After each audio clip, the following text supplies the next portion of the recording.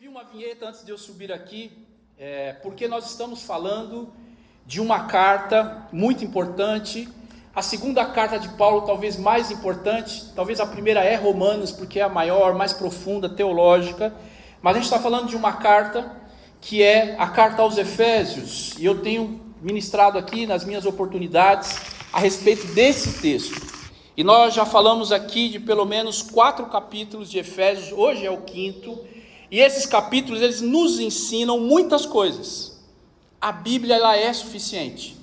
Então, a gente vem acompanhando, eu e você, o que Paulo escreveu a esses irmãos, uma carta que ela é genérica, obviamente foi enviada a Éfeso, mas ela foi distribuída para outros lugares, para abençoar outras pessoas. E no capítulo 1 ele responde uma pergunta: quem sou eu? Porque no capítulo 1 de Efésios, você quando ler, você vai entender porque eu sou e como sou, porque a gente aprende que nós fomos escolhidos em Cristo, adotados e selados pelo Espírito Santo, e a nossa identidade, ela não depende de circunstâncias, mas ela vem de Deus. Essa é a minha identidade no capítulo 1. No capítulo 2, ele responde uma segunda pergunta, com quem eu caminho? E aí nós vimos aqui que Cristo ele derruba os muros que separavam ali dois grupos de pessoas que haviam ali no tempo onde Paulo está escrevendo, e ele diz que nós somos um povo, não dois. Aí no capítulo 3, ele responde a terceira pergunta, que é: quem habita em mim?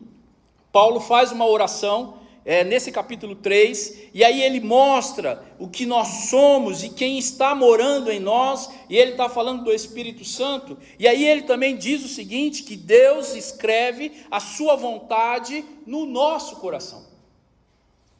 E aí no capítulo 4, ele responde como devemos viver, e aí a fé, ela precisa sair do rascunho. Lembra que eu falei do rascunho? Que o rascunho é importante para você começar um projeto. Mas esse rascunho precisa virar o quê? Prática, realidade. Foi o que nós falamos na última mensagem. E hoje, o que será que o capítulo 5 tem para nós nessa manhã de domingo? Do que ele está falando? Paulo vai responder também mais uma pergunta: como toda essa transformação aparece na minha vida de forma real? Porque a Bíblia não é um livro de regras teórico. A Bíblia é vida. Então, nós que temos o hábito de vir à igreja, ou você que não tem o hábito, mas veio aqui hoje como nosso visitante, saiba, essa regra de fé aqui, ela precisa virar prática. Porque senão é só mais um livro na sua estante ou na sua mesa.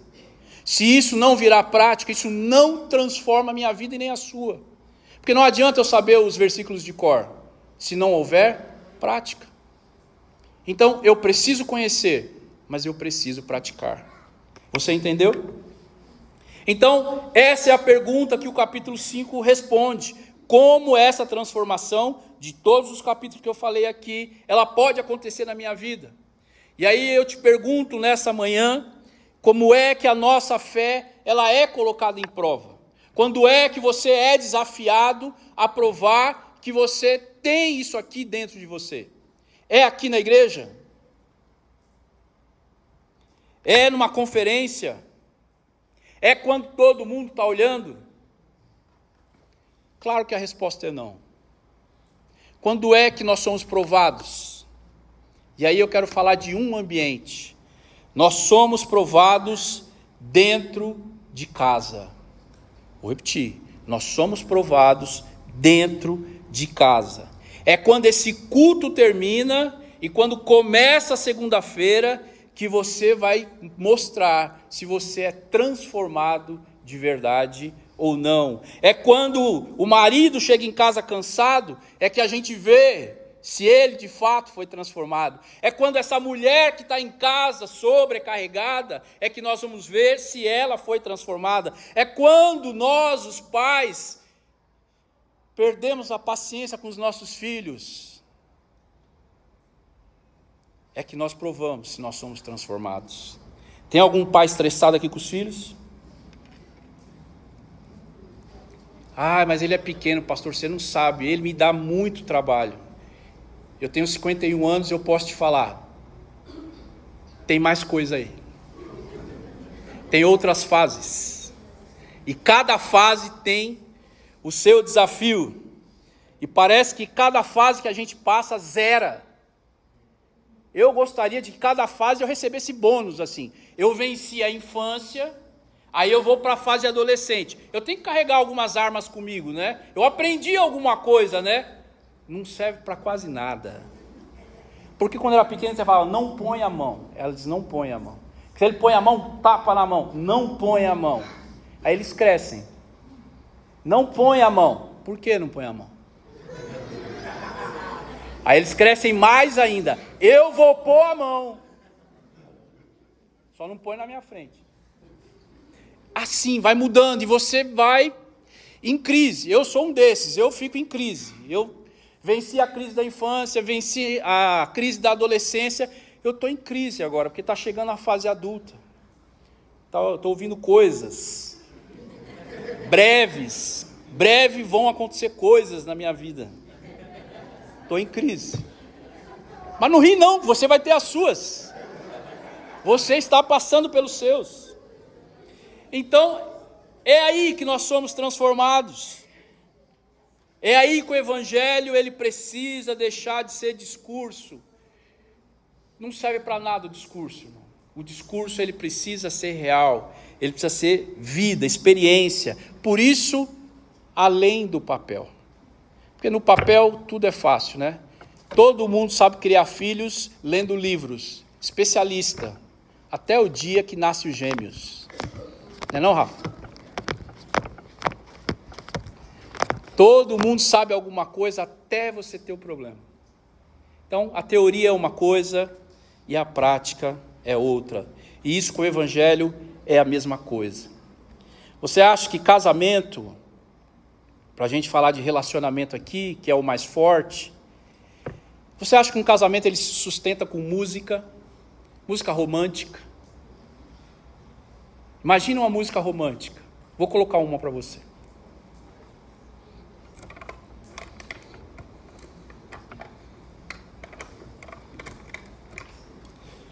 Eu dei a deixa. Vou colocar uma música para você. Nós combinamos isso.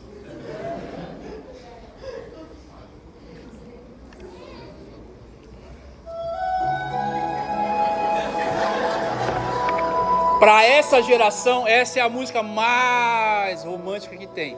Para nós, os 50, a gente tem outras. Mas imagina assim, baixa um pouquinho, que eu vou ler. Todas as noites, nos meus sonhos, eu vejo você. Eu sinto você.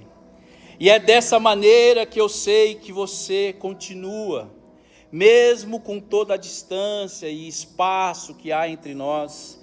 Você veio me mostrar que vai continuar perto, longe, e onde quer que você esteja, eu acredito que o coração realmente, mais uma vez, você entrará por esta porta, e você está aqui no meu coração, e o meu coração vai continuar mais e mais. O amor pode nos tocar mais uma vez, e durar por uma vida inteira, e nunca nos abandonar até que morremos. Pode tirar. Qual casamento se sustenta com um negócio desse? Talvez na lua de mel, o negócio já desanda. Não mexa com uma noiva no dia de casamento. É bonito, é lindo, mas não é real. Só serve para emocionar mesmo. E tem algo interessante aqui no Efésios 5, que nós vamos ler já já, que Paulo ele não começa falando sobre casamento, e em Efésios 5 é uma referência para todas as vezes que nós falamos de casamento. Mas antes de falar de casamento, Paulo ele começa falando a respeito de Deus, porque ninguém aprenderá a amar corretamente olhando apenas para as pessoas ou para os filmes. nós aprenderemos a amar, olhando para Cristo. Pode colocar a referência para mim em Efésios 5, versos 1 e 2. Aí você pode abrir também a sua Bíblia no capítulo 5, nos versos 1 e 2. O que é que ele tem para nos ensinar hoje? A respeito de relacionamento, a respeito dessa transformação que começa em casa. Não se esqueça disso. Efésios 5, verso 1 e verso 2. Diz assim, sede, pois, imitadores de Deus, como filhos amados, e andai em amor, como também Cristo nos amou e se entregou a si mesmo por nós, como oferta de sacrifício a Deus, em aroma suave. O que esse texto quer dizer? Do que ele está falando? Esse texto, ele começa dizendo assim, seja, e aí, vírgula, pois, imitadores de Deus. Eu quero que você perceba de novo essa palavrinha, pois, portanto, lá no verso 4, no capítulo 4, quando nós falamos aqui a última vez, eu te fiz uma referência a respeito desta palavra, portanto. É uma ponte de ligação do que Paulo fala antes. Vamos lembrar que a Bíblia, ela está em capítulos e versículos, mas ela não foi escrita assim, ela é um texto corrido. Então, o texto corrido, Paulo está conversando, falando e escrevendo, e ele está dizendo coisas, todas essas coisas anteriores, capítulo 1, 2, 3 e 4. E aí, aqui quando começa o 5, ele diz, sejam, pois, portanto, o quê? Imitadores de Deus. Esse é o mesmo movimento que a gente viu lá no capítulo 4. E aí Paulo continua construindo essa obra, porque ele está dizendo assim, por quê? Portanto, vocês foram escolhidos, vocês foram reconciliados, vocês foram fortalecidos, porque agora estão amadurecendo. Como? Sendo imitadores de Cristo. Então, agora demonstrem isso amando as pessoas. Então, toda a nossa teoria, ela só vale quando você compartilha isso com quem está do seu lado. Olha para quem está do seu lado. É com ele que você tem que compartilhar. De verdade. Nós não amamos para sermos filhos de Deus. Por que nós amamos? Porque nós fomos primeiro amados por Ele. Faz sentido isso para você? Porque Paulo apresenta aqui para nós o primeiro argumento, o primeiro princípio aqui do capítulo 2. E aí ele continua aí no verso 1 e no verso 2, porque depois do pois, sede, pois, imitadores de Deus como filhos amados e andai em amor. Essa palavra também é importante, andar. Ele não disse sintam amor. Ele disse andai. Andar é movimento. É diferente de sentir. E você já ouviu que amor não é sentimento.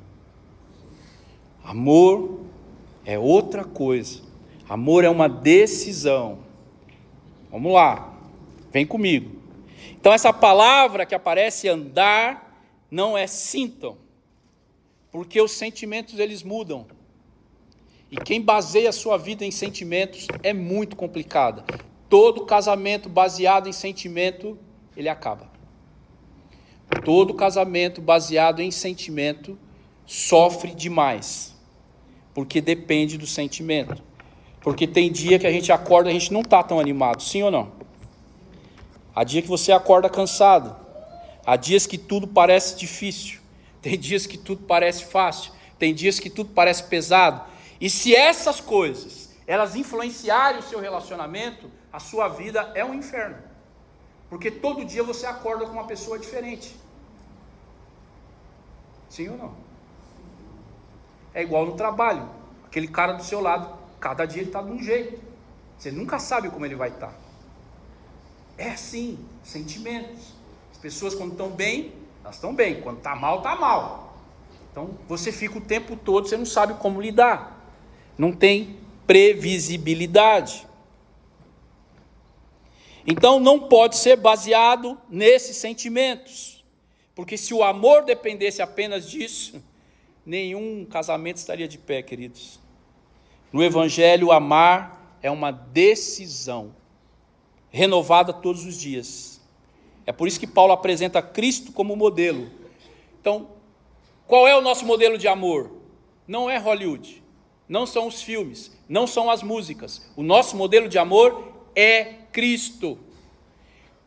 Andai em amor, como também Cristo nos amou e se entregou. Esse é o nosso padrão. Padrão de quem? De quem é cristão. O cristão, o padrão dele é Cristo. Simples assim. E eu não posso confundir essas coisas. E eu não posso me enrolar nessas coisas. E aí Paulo continua: Cristo nos amou e se entregou a si mesmo por nós. O amor de Jesus, ele não foi apenas declarado, cantado. O amor de Jesus é prático. Jesus não diz assim, eu amo vocês, igreja. Beleza? Eu amo vocês. Não. Eu amo vocês. Eu entrego a minha vida por vocês. E o dia que você quiser entender como é que foi essa entrega, se você quiser ver, recomendo que você assista ao filme lá do Mel Gibson, lá de trás, A Paixão de Cristo. Você vai entender que aquilo que Jesus passa foi por amor. É ruim de ver, é pesado de ver. Aquilo é uma entrega. E homens, aquilo é o que nós devemos fazer por nossas mulheres. Não ouvi um amém. Eu quero saber qual é o homem nesse salão que se dispõe a tomar 39 chibatadas. Qual é o homem que suporta ser cuspido no rosto? Qual é o homem que suporta ter uma lança enfiada aqui na cintura? Qual é o homem que está disposto a carregar uma cruz por uma cidade inteira? Vou chegar lá, calma. Então, Paulo escreve aos Romanos assim, capítulo 5, verso 8. Mas Deus prova o seu próprio amor para conosco pelo fato de ter Cristo morrido por nós, sendo nós ainda pecadores. Sabe o que a gente aprende aqui? Que Cristo não nos ama porque nós merecemos. Ele nos ama antes. Você ainda era um pecador e Ele morreu por você. Eu ainda era um pecador e Ele morreu por mim. Então deixa eu te fazer algumas perguntas aqui.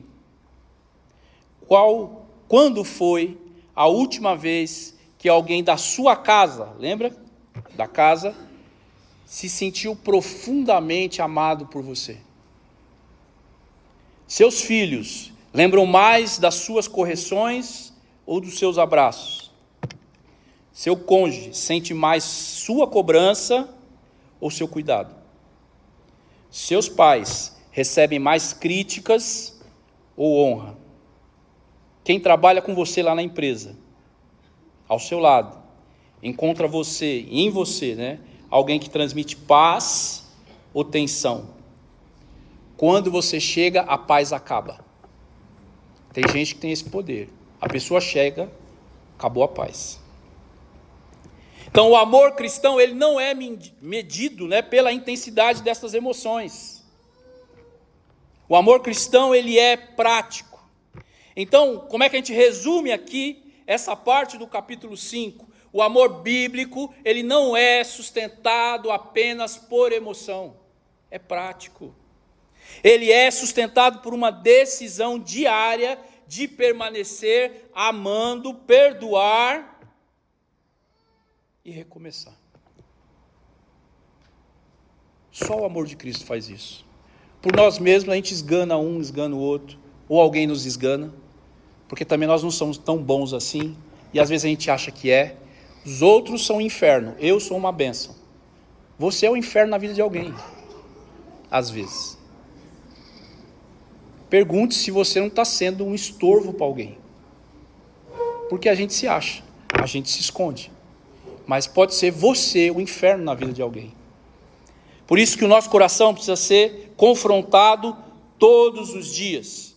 Aí surge uma outra pergunta: como esse amor sacrificial, ele sai da teoria e ele entra na nossa rotina? Como é que faz isso? E aí vem o nosso segundo ponto aqui. Vamos ler Efésios 5, do 21 ao 28, que nenhum casal gosta de ler esse texto, eu gosto de ler rápido. Põe para mim na tela, por favor. Efésios 5. A gente vai ler do 21 ao 28.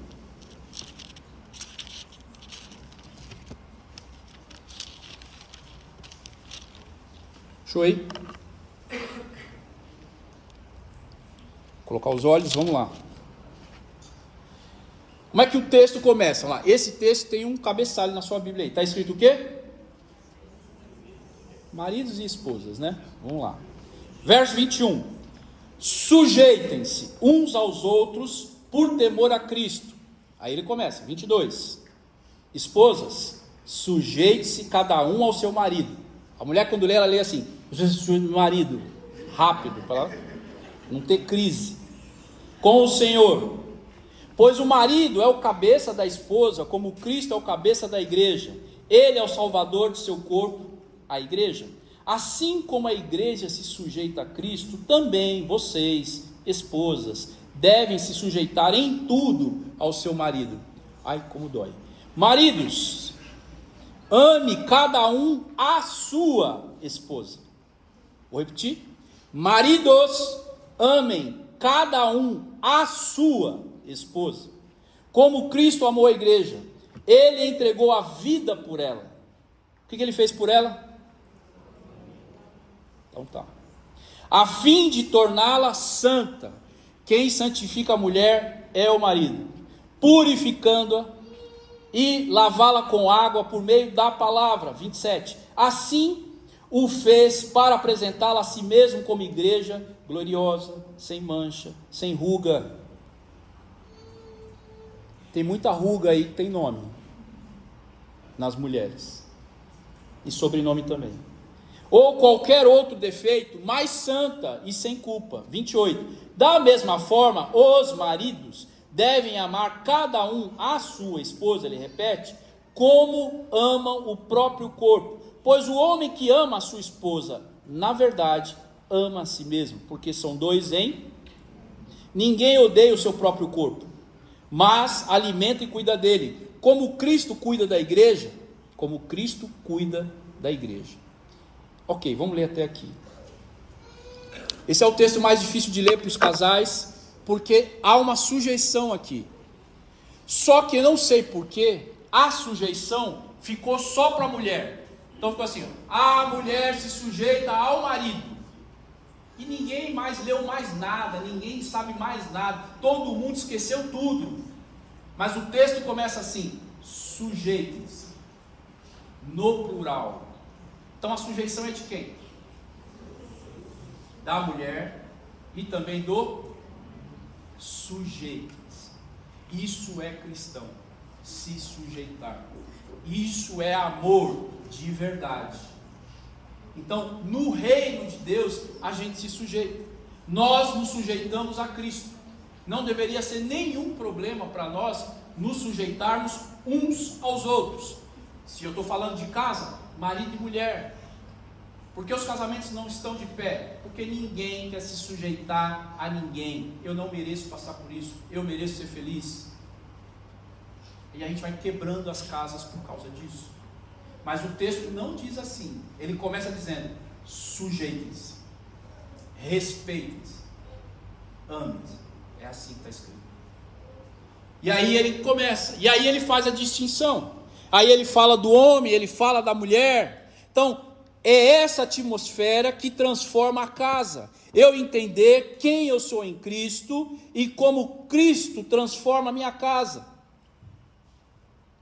Então essa autoridade que Paulo está falando aqui, a partir do casal, da casa, então ele não está falando de teoria, ele está falando de prática.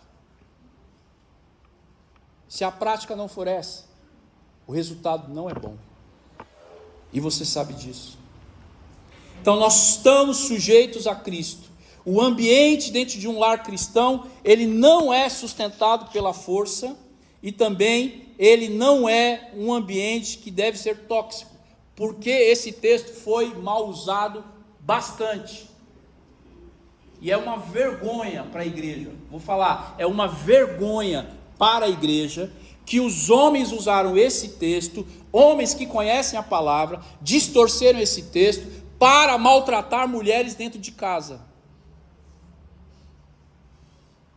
A Igreja Católica e a sociedade têm estatísticas de mulheres que são agredidas dentro de casa ou são pressionadas dentro de casa. Quando o recorte da pesquisa vem para os evangélicos, sabe qual é a porcentagem de mulheres que são pressionadas, maltratadas por causa desse texto dentro de casa? Vocês têm ideia? Você tem ideia? Quer chutar um número? Quanto? 40%? De cada 10, 4? Alguém quer dar um outro chute só para a gente comparar? 80, Caio. De cada 10, 8. Essa turma é ruim, né? Eu vou te dizer qual é o número. No recorte evangélico, o número de mulheres que são abusadas, oprimidas e sofrem violência dentro de casa é 0. Por que é 0? Porque não tem denúncia. Deixei vocês em choque. É 0, eu vou dizer por quê.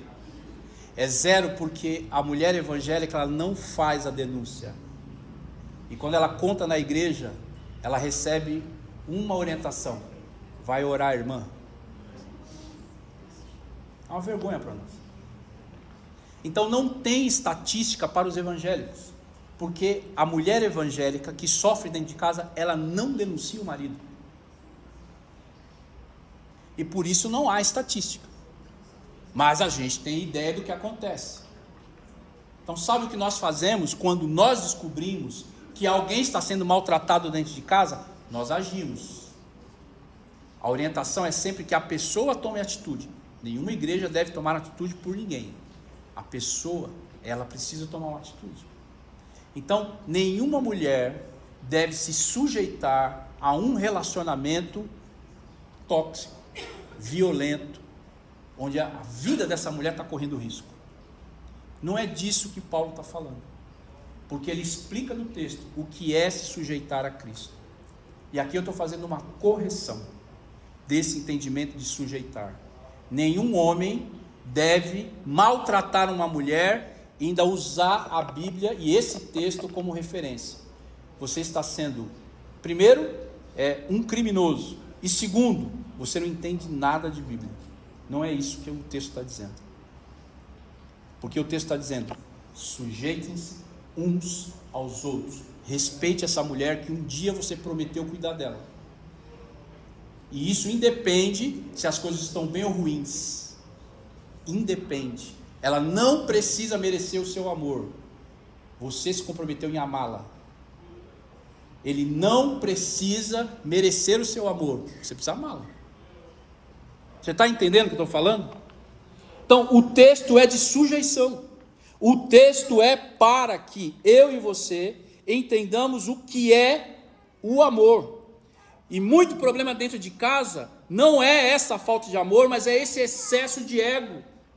É cada um puxando para o seu lado. É cada um puxando para si. E numa casa onde cada um puxa para um lado, as coisas não vão andar. Então eu espero que você tenha compreendido o que Paulo orientou aqui aos homens e também às mulheres. Aí lá no verso 25 ele diz assim: maridos, amai a vossa esposa, como também Cristo amou a igreja. Então há uma relação aqui de respeito, de parceria, de amor. É essa a sujeição, não é nenhuma imposição. Paulo nunca disse isso. Amém, irmãos? Está claro? Quando você ouvir uma outra coisa diferente disso aqui, você pode confrontar. Fala, não é isso que o texto diz. Não é isso que Paulo está ensinando. Ele está dizendo, ame a sua mulher, ame o seu esposo, em nome de Jesus. Então, dentro de casa, precisa ter esse respeito e essa parceria. Então, vamos entender isso. Mulheres, sejam submissas ao seu próprio marido, como ao Senhor. Então, aí ninguém vai ter mais problema com submissão, porque o homem precisa ser submisso, a mulher precisa ser submissa, todos nós somos submissos a Cristo. Amém? Não deveria ser problema para ninguém isso aqui. E aí, meus irmãos, uma aplicação rápida aqui para nós. Maridos, prestem atenção, sua esposa encontra em você um porto seguro ou uma fonte de constante pressão? Responde para você. Esposa, seu marido encontra em você uma parceira para a caminhada ou uma adversária? Responde para você. E aos dois eu vou perguntar agora: quando foi a última vez que vocês oraram juntos? Casais que apenas conversam resolvem problemas. Casais que oram juntos, eles fortalecem essa comunhão em Cristo. Pastor, mas eu não sou casado. Isso vale para a sua vida. Isso vale para os seus amigos. Isso vale para o seu trabalho. Isso vale para a sua família. É para qualquer relacionamento. Sempre que duas pessoas deixam o ego de lado para servir uma outra, Cristo é glorificado. Isso é prática. Como é que eu demonstro prática? Quando eu cedo, quando eu tiro o meu ego. A pergunta não é quem está certo, a pergunta é como é que eu posso preservar esse relacionamento. Muitas vezes, eu e você, nós precisamos tomar uma decisão. Você quer continuar com a razão ou você quer abençoar a sua casa? Porque muitas vezes a gente fica com a razão, mas a gente destrói a casa. É uma opção que a gente tem. Terceiro e último ponto aqui, para a gente ir para a ceia. Nós vamos sentar já ali.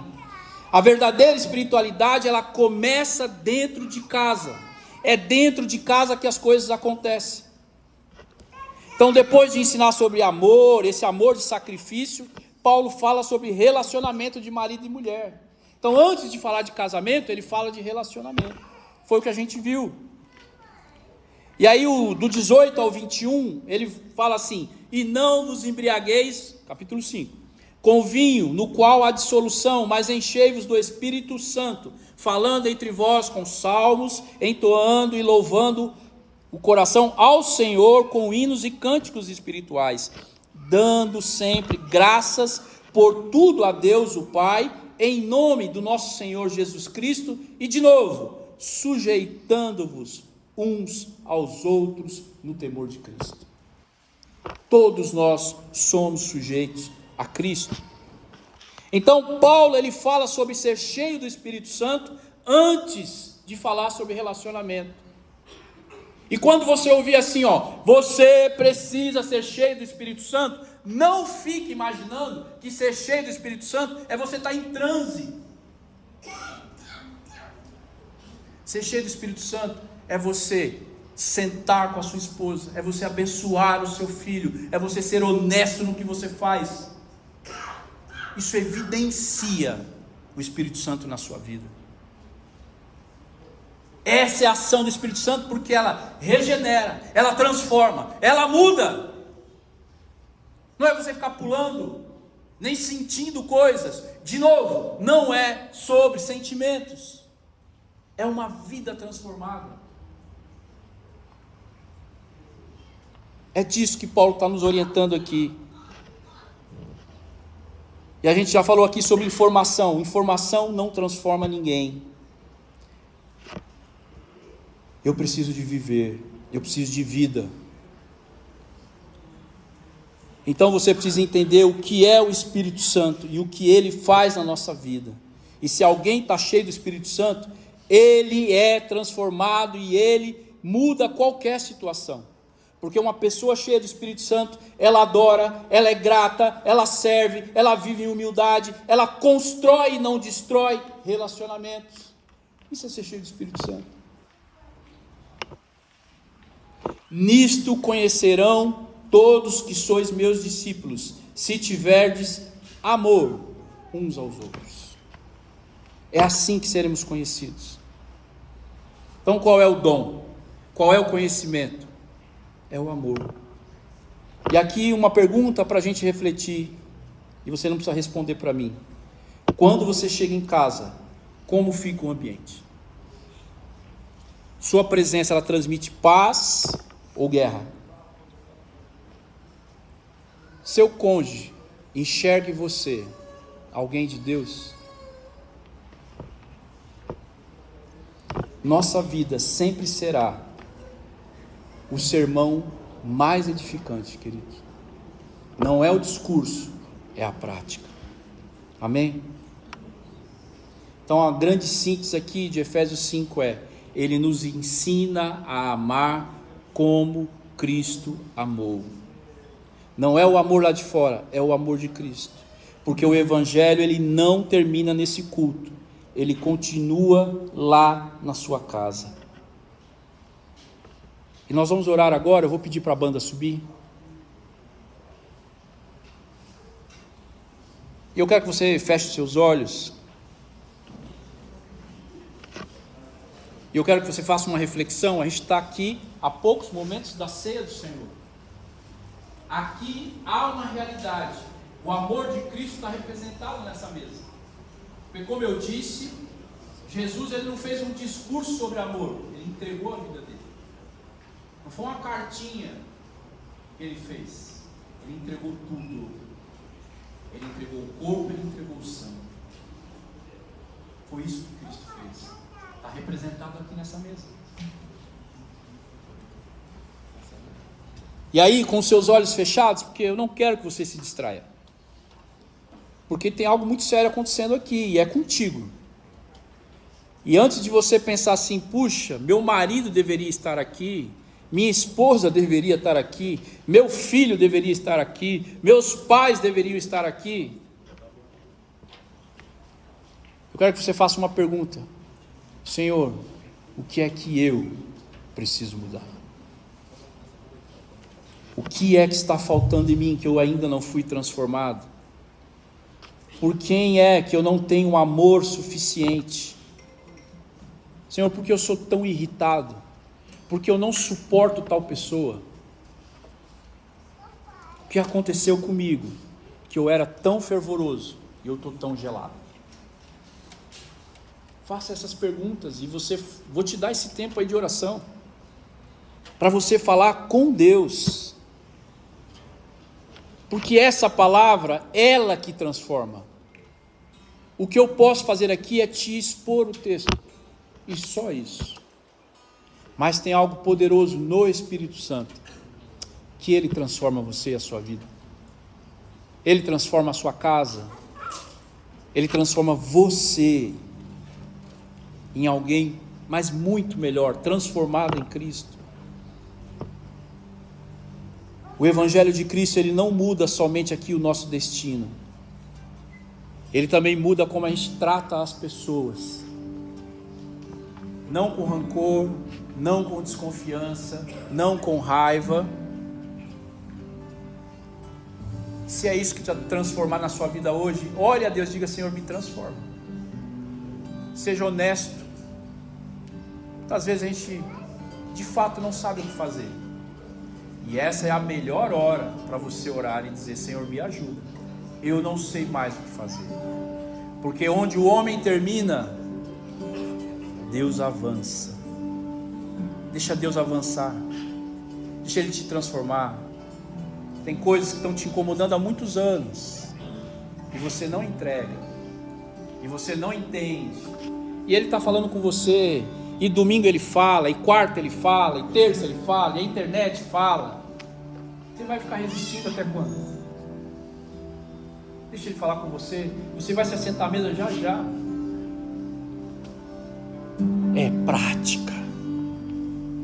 A carta aos Efésios não é sobre teoria, é prática. Como é que você coloca isso para que as pessoas vejam? Como é que você coloca isso de verdade na sua vida? É além do papel. Qual é a área da sua vida que o amor de Cristo ainda precisa sair do papel? Que tal a gente rasgar os discursos hoje? As aparências, parece que é, sabor de. Tem coisa pior, irmão, do que você ser falso. Não tem coisa pior. Você parece uma coisa e é outra. E é muito ruim porque a gente frustra as pessoas. As pessoas acham que nós somos alguém, uma pessoa com um perfil, e quando ela se chega perto, ela percebe que não é nada daquilo. Então eu e você, nós temos a chance todos os dias de nos arrepender, e hoje, essa manhã, é para isso. Eu quero que você ore aí a Deus. Nós vamos cantar uma canção para te ajudar a, quem sabe, colocar a sua cabeça no lugar, parar os seus pensamentos. Talvez você esteja aqui de corpo presente, mas a sua cabeça está em outro lugar. Em nome de Jesus, eu te peço, vem para cá agora. Ora agora de verdade. Cessa agora todo mau pensamento, toda preocupação excessiva, toda angústia caia por terra em nome de Jesus. Pelo poder do Espírito Santo de Deus, eu declaro: o diabo não tem vez nestas vidas. Declaramos libertação de Jesus na vida de todos. Cancelamos agora, Senhor, toda palavra maldita, tudo aquilo que amarra, que prende, que traz grilhões, tudo aquilo que acusa, caia por terra em nome de Jesus. Liberta agora essa mente em nome de Jesus. Traz ela para cá, Senhor. Que ninguém seja impedido de orar agora. Que ninguém seja impedido, Senhor. Liberta agora essa vida em nome de Jesus. Traz vida, afasta as trevas, faz o teu milagre. É o amor de Cristo que está nesse lugar.